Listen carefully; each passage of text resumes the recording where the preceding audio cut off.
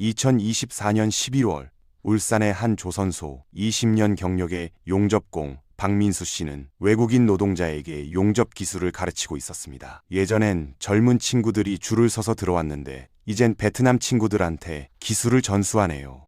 그의 한숨 섞인 말 뒤로 작업장엔 외국어가 더 많이 들렸습니다. 같은 시각 서울 노량진의 한 고시원 27세 청년 이준호 씨는 침대에 누워 유튜브를 보고 있었어요. 면접 10번 떨어지니까 지치더라고요. 이제 그냥 쉬면서 알바나 할래요. 통계청이 발표한 수치가 이 현실을 그대로 보여줬습니다. 구직 활동조차 포기한 청년이 80만 명을 돌파했다는 거예요. 실업자가 아닙니다. 아예 일자리를 찾지 않는 사람들이죠. 같은 시기 울산과 거제의 조선소채 근로자 중 70%가 외국인이었습니다. 한쪽에선 사람이 없어서 난리고 다른 쪽에선 일할 의지가 없는 청년들이 넘쳐나는 기이한 풍경이 펼쳐진 겁니다. 여기서부터 2026년 한국 경제의 진짜 이야기가 시작됩니다. 2025년 대한민국의 GDP 성장률 전망치를 볼까요? 고작 0.8%에서 1% 사이였습니다. 우리나라 경제 규모를 생각하면 정말 낮은 수준이에요. 이상한 점이 있습니다. 같은 해 반도체 수출은 무려 30% 넘게 뛰었거든요. SK하이닉스와 삼성전자가 HBM 그러니까 AI용 초고속 반도체로 대박을 터뜨렸습니다. 수출액만 1,650억 달러예요. 전년도 1,300억 달러에서 305억 달러나 늘어난 수치죠. 방위산업도 호황이었습니다. 폴란드, 호주, 사우디아라비아로 무기가 날아갔어요. 한쪽에서 30%씩 성장하는데 전체 성장률은 왜 1%도 안 될까요? 비밀은 숫자에 숨어 있었습니다. 신문에서 보는 화려한 뉴스들, 반도체 대박, 조선업 부활, 방위산업 수출 1위, 전부 제조업 얘기예요. 문제는 제조업에 종사하는 한국인이 전체의 몇 퍼센트나 될까요? 고작 20%입니다. 나머지 80%는 뭘 하고 있을까요? 은행 창구에서 일하고, 배달하고, 편의점 알바하고, 학원 강사하고, 재래시장에서 장사하고 있죠. 핵심은 이 80%의 상황이었습니다. 성장은커녕 오히려 뒷걸음질 치고 있었던 거예요. 20%가 30% 뛰어도 80%가 마이너스로 가면 전체는 제자리 걸음이거나 후퇴합니다. 초등학교 산수만 할 줄 알아도 이해되는 간단한 수학이에요. 놀랍게도 우리는 이 간단한 진실을 외면했습니다. 2025년 12월의 환율을 볼까요? 달러당 1,450원에서 1,480원 사이를 왔다 갔다 했습니다. 1998년 외환 위기 수준까지 치솟은 거예요. 더 심각한 건 달러 자체도 약세였다는 점입니다. 유로화 환율은 1,700원까지 갔어요. 유럽 여행 한번 가려면 엄청난 부담이 되는 수준이었죠. 원화 가치가 그만큼 폭락했다는 의미입니다.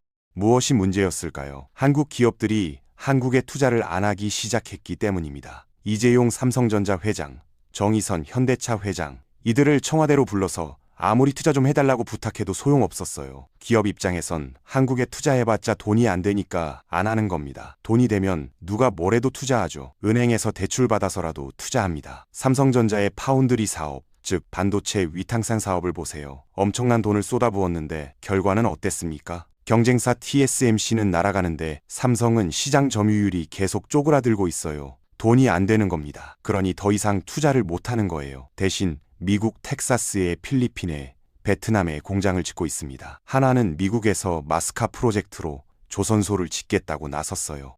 국내 투자는 줄어들고 해외 투자는 늘어나니까 어떤 일이 벌어질까요? 기업들이 달러를 필요로 하게 됩니다. 달러를 사들이죠. 그리고 수출로 번 달러는 원화로 안 바꿉니다. 어차피 해외 투자에 쓸 테니까요. 원화 수요는 줄어들고 달러 수요는 늘어나니까 환율이 계속 올라가는 겁니다. 이게 바로 펀더멘탈의 악화, 즉 한국 경제의 근본 체력이 무너지고 있다는 신호예요. 한국에 투자해서 돈을 벌 수 있을까? 이 질문에 대한 기업들의 대답이 아니오로 바뀌고 있었던 겁니다. 기업 경영자들만의 걱정이 아니었어요. 노동자들, 특히 청년 세대가 똑같이 느끼고 있었습니다. 2025년 말 통계를 다시 보겠습니다. 집에서 쉬는 청년이 80만 명이라고 했죠? 이 사람들은 실업자로도 안 잡힙니다. 실업 통계에 잡히려면 적극적으로 구직 활동을 해야 돼요. 면접 보러 다니고 자기소개서 쓰고 이래야 실업자로 인정받습니다. 이때 아예 구직 활동을 안 하면 어떻게 될까요? 통계에서 사라지는 겁니다. 공식 실업률 4~5%보다 훨씬 심각한 거죠. 업계 관계자의 말을 들어볼까요? 청년들이 왜 구직을 포기하는지 아세요? 나가서 일해봤자 돈 못 번다는 걸 알았기 때문입니다. 눈은 높아졌는데 그만한 일자리는 만들어지지 않아요. 일자리가 왜 안 만들어질까요? 기업들이 투자를 안 하니까요. 기업들은 왜 투자를 안 할까요? 돈이 안 벌릴 것 같으니까요. 완벽한 악순환의 고리였습니다. 2026년 1월 새해가 밝았지만 경제 전문가들의 전망은 어두웠습니다. 내부 성장 동력은 더 약해질 거라는 전망이 지배적이었어요. 이유가 뭘까요? 인구 구조가 변하고 있었기 때문입니다.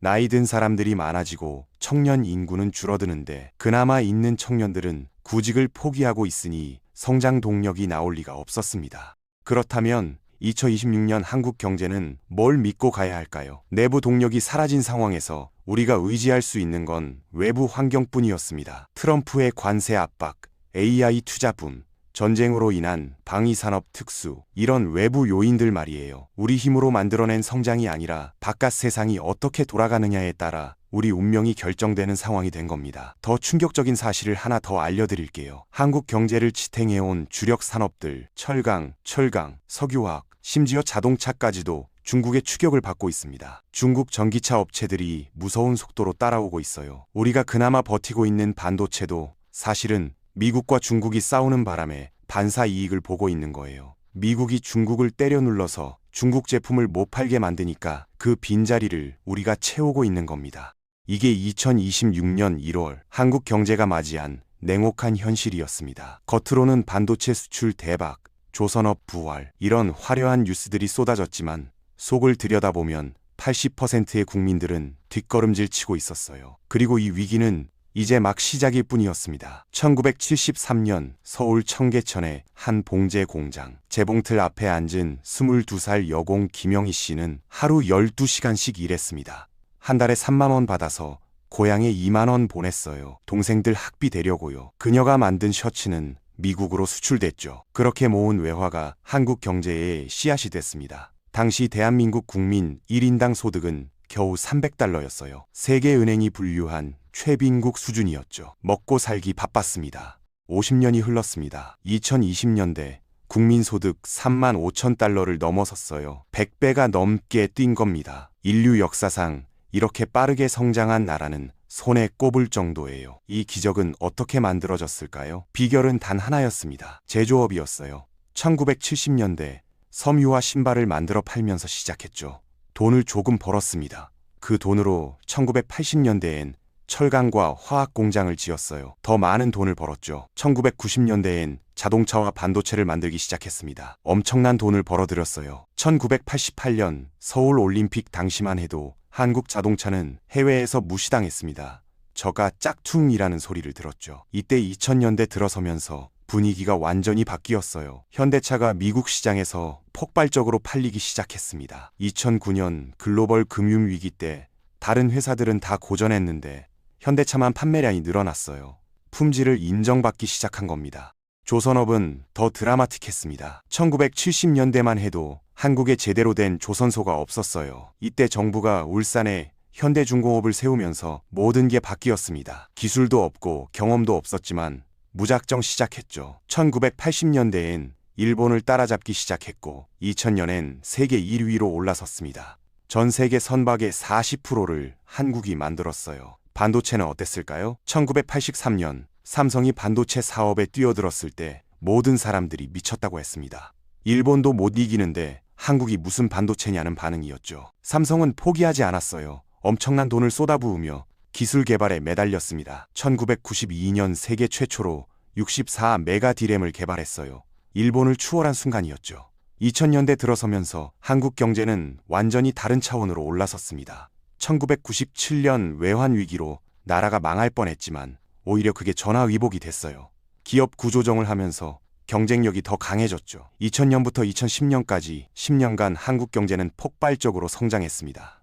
숫자로 볼까요? 2000년 삼성전자 매출이 30조 원 정도였습니다. 2010년엔 154조 원으로 뛰었어요. 5배가 넘게 증가한 겁니다. 현대차는 2000년 매출 23조 원에서 2010년 78조 원으로 늘었죠. 조선업체들도 비슷했습니다. 현대중공업 매출이 2000년 5조 원에서 2010년 53조 원으로 10배 넘게 뛰었어요. 이 시기에 특별한 행운이 하나 더 있었습니다. 바로 중국이었어요. 1992년 한중 수교 이후 중국이 문을 활짝 열었죠. 14억 인구의 거대한 시장이 한국 기업들 앞에 펼쳐진 겁니다. 게다가 중국은 경제 개발을 시작하면서 한국 모델을 그대로 베꼈어요. 제조업 중심, 수출 주도 성장, 정부 주도 개발, 모든 게 한국과 똑같았습니다. 중국이 공장을 지으려면 뭐가 필요할까요? 철강이 필요했죠. 포스코가 팔았습니다. 화학 제품이 필요했어요. LG화학, SK케미칼이 팔았죠. 반도체가 필요했습니다. 삼성이 팔았어요. 자동차 부품이 필요했습니다. 현대모비스가 팔았죠. 중국이 성장하면 성장할수록 한국 기업들은 더 많은 돈을 벌었습니다. 2000년부터 2010년까지 한국의 대중국 수출이 얼마나 늘었는지 아세요? 2000년 184억 단 내렸습니다. 2010년엔 1168억 달러로 뛰었어요. 무려 6배 이상 증가한 겁니다. 중국이라는 거대한 엔진이 한국 경제를 끌어올린 거예요. 이 시기 한국인들의 삶도 완전히 바뀌었습니다. 2000년 국민소득이 1만 2천 달러였어요. 2010년엔 2만 4천 달러로 2배가 됐죠. 해외여행이 보편화됐고 자가용이 필수품이 됐습니다. 아파트 가격이 계속 올랐고 사람들은 부동산에 투자하면 무조건 돈을 번다고 믿었어요. 대학 졸업하면 대기업 들어가는 게 당연했습니다. 삼성, 현대, LG, SK 이런 대기업에 들어가면 평생 안정적으로 살 수 있었죠. 연봉도 좋았어요. 2010년 삼성전자 신입사원 연봉이 4천만 원 가까이 됐습니다. 당시 평균 연봉의 2배였어요. 제조업이 잘 되니까 다른 산업도 덩달아 좋아졌습니다. 공장 근처에 식당이 생기고 상가가 들어서고 아파트 단지가 조성됐죠. 제조업 직원들이 번 돈으로 소비를 하니까 서비스업도 활성화됐습니다. 선순환 구조가 만들어진 거예요. 2010년대 초반까지만 해도 이 흐름이 계속될 거라고 모두가 믿었습니다. 중국은 계속 성장할 거고 한국 기업들은 계속 중국에 팔 거고 그러면 한국 경제도 계속 좋아질 거라고 생각했죠. 삼성전자는 2012년 영업이익 29조 원을 기록했어요. 당시 한국 전체 상장기업 영업이익의 30%가 삼성전자 혼자서 번 거였습니다. 조선업도 2010년 전후로 최고의 전성기를 누렸습니다. 세계 조선 수주량의 절반 이상을 한국이 차지했어요. 현대중공업, 삼성중공업, 대우조선해양 이 빅3가 전 세계를 주름잡았죠. 울산, 거제, 목포 이런 조선소가 있는 도시들은 돈이 넘쳐났습니다. 자동차 산업도 절정이었습니다. 현대차 그룹이 2011년 글로벌 판매량 660만 대를 돌파했어요. 세계 5위 자동차 회사로 올라섰죠. 미국, 중국, 유럽 할 것 없이 현대차와 기아차가 날아갔습니다. 품질도 인정받고 디자인도 좋아졌어요. 이 모든 게 당연하게 느껴졌습니다. 한국은 계속 잘 될 거라고 모두가 믿었어요. 아이들을 좋은 대학에 보내서 대기업에 취직시키면 평생 없을 거라고 생각했죠.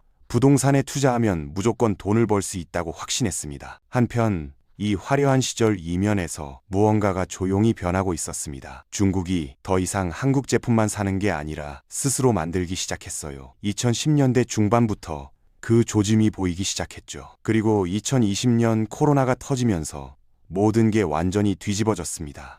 2020년 2월 18일 대구 신천지 교회발 코로가 폭발했습니다. 하루 확진자가 909명을 기록했어요. 의료 시스템이 마비됐죠. 3월이 되자 전 세계가 멈췄습니다.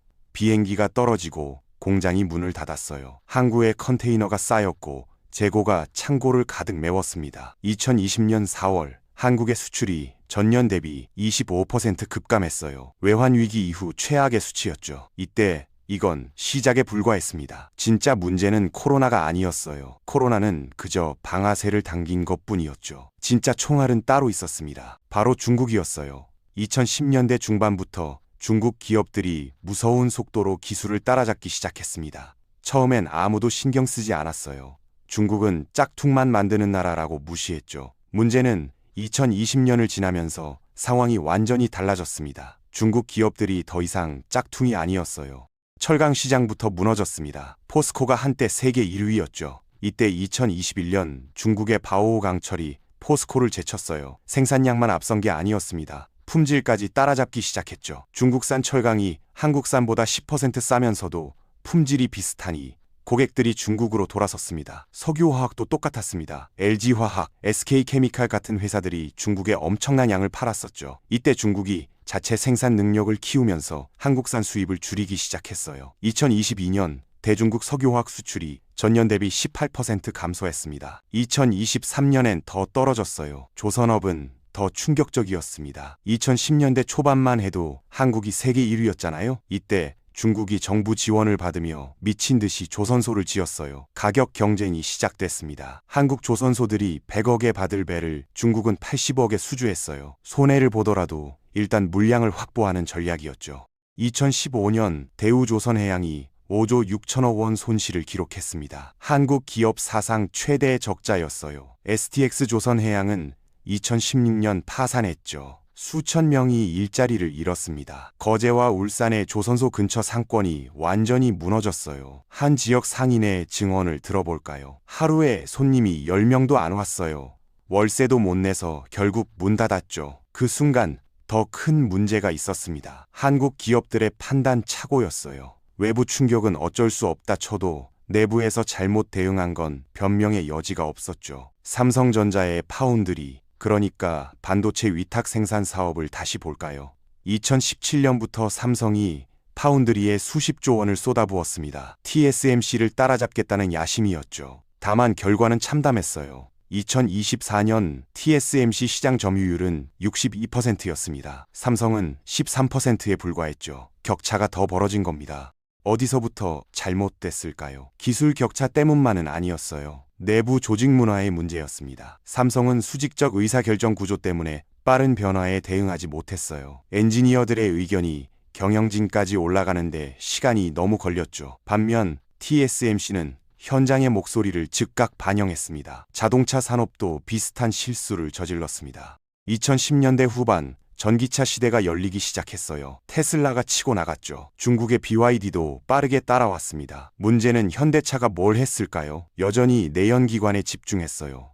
2018년 현대차의 전기차 판매량은 겨우 3만 대였습니다. 같은 해 테슬라는 24만 대를 팔았어요. 8배 차이였죠. 현대차가 본격적으로 전기차에 투자하기 시작한 건 2020년 이후였습니다. 이미 3년을 날린 거예요. 더 심각한 건 배터리였습니다. LG 에너지 솔루션, 삼성 SDI, SK온이 세계 배터리 시장을 주도했었죠. 이때 중국의 CATL 즉 寧더스다이가 무서운 속도로 추격했어요. 2020년 CATL 시장 점유율이 24%로 1위에 올랐습니다. LG에너지 솔루션은 2위로 밀렸죠. 2023년엔 격차가 더 벌어졌어요. CATL 36%, LG에너지 솔루션 14%였습니다. 이때 진짜 문제는 따로 있었습니다. 제조업 20%가 무너지는 건 그래도 견딜만 했어요. 진짜 재앙은 나머지 80%에서 벌어지고 있었죠. 농업을 볼까요? 2024년 한국 농업 인구의 평균 연령이 70세를 넘었습니다. 70세가 넘은 노인들이 농사를 짓고 있는 거예요. 생산성이 나올 리가 없었죠. 이때도 정부는 농업 보호 정책을 계속 유지했습니다. 대형마트 영업 제한, 재래시장 보호, 농산물 수입 규제 이런 정책들이 오히려 농업 혁신을 막았어요. 젊은 청년이 농업에 뛰어들어서 스마트팜으로 혁신을 일으키려고 하면 어떻게 됐을까요? 기존 농민들이 반대했습니다. 농협도 반대했어요. 정치권도 표를 의식해서 손을 놓았죠. 결국 농업은 계속 늙어갔고 생산성은 계속 떨어졌습니다. 교육도 마찬가지였습니다. 2025년 한국 공교육 시스템은 100년 전과 별로 다를 게 없었어요. 교사가 교단에 서서 학생들에게 지식을 전달하는 방식이었죠. 다만 세상은 완전히 바뀌었습니다. AI 시대에 단순 지식 암기는 무의미해졌어요. 교육 혁신이 필요했습니다. 글로벌 수준의 강사를 학교 현장에 투입해야 했죠. 원어민 교사를 대폭 늘려야 했고 실력 있는 전문가들이 학교에서 가르칠 수 있어야 했습니다. 문제는 뭐가 막았을까요? 교원 자격증 제도, 교원 노조, 기득권 구조가 막았어요. 혁신은 불가능했습니다. 택시 산업도 봐야 합니다. 전 세계 대부분 나라에서 우버가 돌아다녔어요. 누구나 자기 차로 영업할 수 있었죠. 문제는 한국은 어땠습니까? 우버를 막았습니다. 기존 택시 업계가 반대했기 때문이에요. 그 결과 한국 택시 서비스는 여전히 낙후됐고 외국인 관광객들은 불편을 겪었습니다. 이 모든 게 연결돼 있었습니다. 80%의 산업이 혁신하지 못하니까 생산성이 떨어졌어요. 생산성이 떨어지니까 소득이 안 올랐죠. 소득이 안 오르니까 소비가 줄었습니다. 소비가 줄어드니까 기업들이 투자를 안 했어요. 투자가 안 되니까 일자리가 안 만들어졌죠. 악순환의 고리가 완성된 겁니다. 2023년 들어서면서 이 악순환이 가속화됐습니다. 청년들이 구직을 포기하기 시작했어요. 일해봤자 돈이 안 되니까요. 대신 집에서 쉬거나 아르바이트로 근근히 생활했죠. 부모 세대는 답답했지만 어쩔 수 없었습니다. 기업들도 마찬가지였습니다. 한국에 투자해봤자 돈이 안 되니까 해외로 나갔어요. 삼성은 미국과 베트남에, 현대차는 미국과 인도에, 하나는 미국에 조선소를 짓겠다고 나섰죠. 국내 투자는 계속 줄어들었습니다. 2014년 말이 되자 모든 지표가 빨간불이었습니다. 환율은 1,450원을 넘었고 청년 구직 포기자는 80만 명을 돌파했어요. 내수는 얼어붙었고 부동산 거래는 끊겼죠. 한국 경제를 지탱하던 두 기둥이 동시에 무너지고 있었습니다. 하나는 제조업 수출, 다른 하나는 내수 경제였어요. 그리고 2026년이 밝았습니다. 더 암울한 현실이 우리를 기다리고 있었죠. 2026년 1월 2일 서울 여의도의 한 증권사 리서치 센터 김현우 애널리스트는 2026년 전망 보고서를 작성하고 있었습니다. 상승 시나리오를 쓸 수가 없어요. 어떤 각도로 봐도 긍정적인 요소가 안 보이거든요. 그의 모니터엔 빨간색 그래프만 가득했죠. 실제로 주요 증권사들이 발표한 2026년 전망을 종합해보면 크게 세 가지 시나리오가 나왔어요. 첫 번째는 현상 유지, 두 번째는 완만한 하락, 세 번째는 급격한 추락이었죠. 놀랍게도 상승 시나리오를 제시한 전문가는 단 한 명도 없었습니다. 내부 성장 동력은 사라졌습니다. 그렇다면 외부 환경은 어떨까요? 2026년 한국 경제를 좌우할 외부 요인은 크게 네 가지였어요. 첫 번째, 트럼프의 관세 정책이었습니다. 2025년 한미 간에 3,500억 달러 투자 약속으로 일단락됐죠. 2026년엔 이 압박이 조금 줄어들 거라는 전망이 나왔어요. 대신 새로운 요구사항들이 추가될 가능성이 높았습니다. 지적지산권 보호, 기술 이전, 시장 개방 같은 것들 말이에요.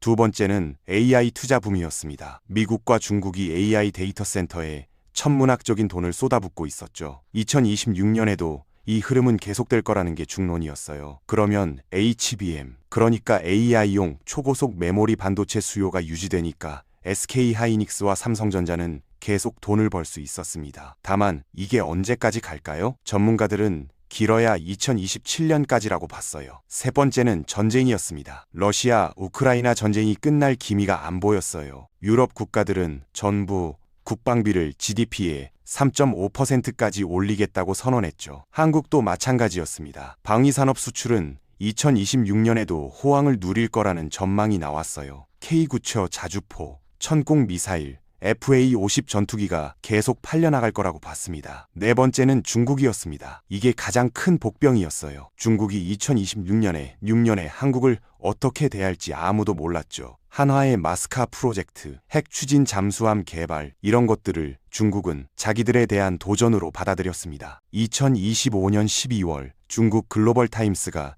경고성 사설을 냈어요. 한국이 미국의 대중국 봉쇄에 가담한다면 대가를 치를 것이라는 내용이었죠. 중국의 무기는 히토류였습니다. 히토류란 뭘까요? 스마트폰, 전기차, 미사일에 꼭 필요한 특수 금속이에요. 한국 방위산업, 조선업, 전기차, 디스플레이 산업 전부 히토류가 필요했죠. 문제는 히토류 최종 제품의 90%를 중국이 공급하고 있었습니다. 중국이 이걸 끊으면 어떻게 될까요? 한국 제조업이 한순간에 마비됩니다. 과거 사례가 있었습니다. 2017년 사드 배치 때 중국이 한국에 경제 보복을 했었죠. 한한령으로 한류 콘텐츠를 막았고 관광객을 끊었어요. 롯데가 큰 피해를 입었습니다. 중국 내 롯데마트 110개 중 87개가 문을 닫았죠. 그때 한국 경제가 입은 피해가 약 8조 원으로 추산됐어요. 2026년엔 그때보다 더 심할 수 있었습니다. 중국의 경제 규모가 2017년보다 훨씬 커졌기 때문이에요. 게다가 중국은 이제 한국 제품 없어도 자급자족할 수 있는 단계까지 왔죠. 반면 한국은 여전히 중국 시장에 의존하고 있었습니다. 2025년 한국의 대중국 수출이 전체 수출의 22%였어요. 중국이 문을 닫으면 한국 경제는 직격탄을 맞습니다. 그렇다면 국내는 어땠을까요? 80%의 산업이 혁신하지 못하는 상황은 2026년에도 변하지 않을 거라는 게 전문가들의 진단이었어요. 이유가 뭘까요? 정치가 바뀌지 않았기 때문입니다. 농업 혁신을 한번 생각해 보세요. 젊은 청년들이 AI와 IoT 기술로 스마트팜을 만들어서 생산성을 10배 높인다고 쳐봅시다. 이때 기존 농민들이 어떻게 할까요? 트랙터 몰고 서울로 올라와서 반대 시위를 합니다. 농협도 반대해요. 국회의원들도 표를 의식해서 손을 놓죠. 결국 혁신은 좌절됩니다. 재래시장도 마찬가지였습니다. 더 효율적인 유통 시스템이 들어오면 재래시장이 타격을 받잖아요. 그러니까 대형마트 영업을 규제하고 온라인 쇼핑몰도 규제합니다. 그 결과 유통산업 혁신이 막혀버려요. 선진국에 비해 20년은 뒤처진 상태가 계속되는 겁니다. 교육은 더 심각했습니다. 2026년에도 한국 학생들은 여전히 교과서 암기에 매달렸어요. AI 시대에 맞는 창의적 사고, 문제 해결 능력 이런 걸 가르쳐야 하는데 시스템이 안 바뀌는 겁니다. 교원 노조가 반대하고 기득권 구조가 막고 있었죠. 그 결과는 뭐였을까요? 청년들이 집에서 쉬는 겁니다. 2026년 1월 통계를 보면 구직 포기자가 85만 명으로 늘어날 거라는 전망이 나왔어요. 부모 세대는 요즘 애들은 왜 이렇게 나약하냐고 비난했지만 청년들 입장에선 합리적 선택이었습니다. 나가서 일해봤자 월급 200만 원 받는데 그럴 바엔 집에서 쉬면서 최소한의 아르바이트로 버티는 게 낫다고 판단한 거죠. 기업들도 똑같은 판단을 내렸습니다. 한국에 투자해봤자 돈이 안 되니까 해외로 나가는 거예요. 2026년 한국 기업들의 해외 직접 투자가 600억 달러를 넘어설 거라는 전망이 나왔습니다. 전년도보다 15% 증가한 수치였어요.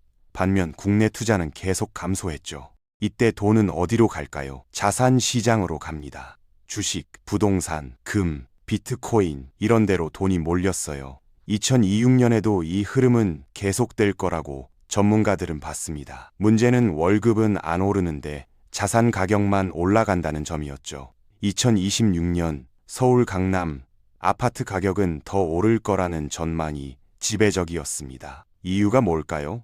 강남만큼 좋은 입지를 가진 곳을 새로 만들 수 없기 때문이에요. 교통 인프라, 교육 환경, 의료시설, 쇼핑몰 이 모든 게 강남에 집중돼 있었죠. 제2의 강남을 만들려면 천문학적인 돈이 필요한데 정부에 그런 돈이 없었습니다. 금리는 어떻게 될까요? 두 가지 상반된 힘이 작용할 거라는 분석이 나왔어요. 하나는 트럼프가 연준 의장을 바꿔서 금리를 내리려는 시도였습니다. 다른 하나는 각국 정부의 국채 발행 증가로 인한 금리 상승 압력이었죠. 이 둘이 맞부딪히면서 금리가 등락을 반복할 거라고 봤어요. 달러는 어떻게 될까요? 약세로 갈 거라는 전망이 있었지만 급격한 폭락은 없을 거라는 게 중론이었습니다. 이유가 뭘까요? 미국이 달러 패권, 즉 세계 기축통화 지위를 절대 포기하지 않을 테니까요. 트럼프는 스테이블 코인 발행, 100년 만기 채권 발행 이런 방법으로 달러 지위를 강화하려 할 겁니다. 그렇다면 우리는 어떻게 해야 할까요? 개인 차원에서 할 수 있는 건 세 가지였습니다. 첫째, 현금만 들고 있으면 안 됩니다. 통화량이 계속 늘어나는 상황에서 현금 가치는 계속 떨어져요. 주식, 부동산, 금, 달러 자산 같은데 분산 투자해야 합니다. 물론 위험을 감수할 수 있는 범위 내에서요. 둘째, 글로벌 역량을 키워야 합니다. 한국 시장만 보면 안 돼요. 영어 공부하고 해외 네트워크 만들고 글로벌 트렌드를 읽을 줄 알아야 합니다. 한국 경제가 외부 환경에 의존하는 상황에서 글로벌 감각은 필수예요. 셋째, 평생 공부해야 합니다. AI 시대에 한 번 배운 지식으로 평생 먹고 살 수 없어요. 계속 새로운 걸 배우고 적응하고 진화해야 살아남습니다.